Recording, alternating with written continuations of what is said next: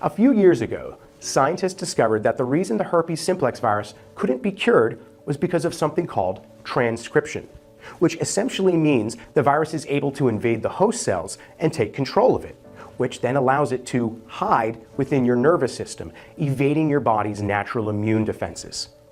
Undetected, the herpes virus is then free to invade other cells and make copies of itself, and on it goes. Imagine a Taliban or IS soldier killing a US soldier and then slipping into his uniform. He can then hide in plain sight within the army ranks and then kill again, and do this over and over.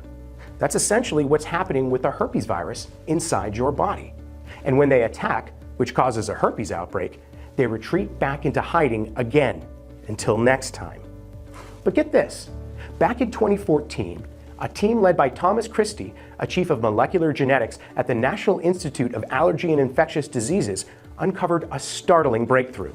They discovered that a drug called tranylcypromine, or TCP, could block a protein called LSD1, the exact protein that herpes exploits to kickstart transcription.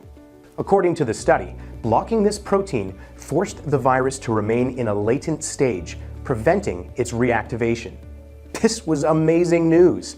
It meant that instead of relying on antiviral drugs, which only work to reduce the symptoms after the virus has replicated itself billions of times and caused an outbreak, it would now be possible to stop the virus replicating at all.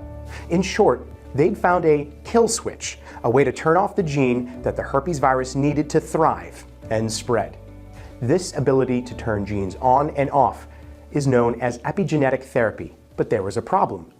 Tranylcypromine wasn't licensed for herpes or even safe to use. Common side effects included hives, difficulty breathing, swelling of the face, lips, tongue, and throat, headaches, vision problems, tightness in the chest, vomiting, dizziness, tremors, and much more.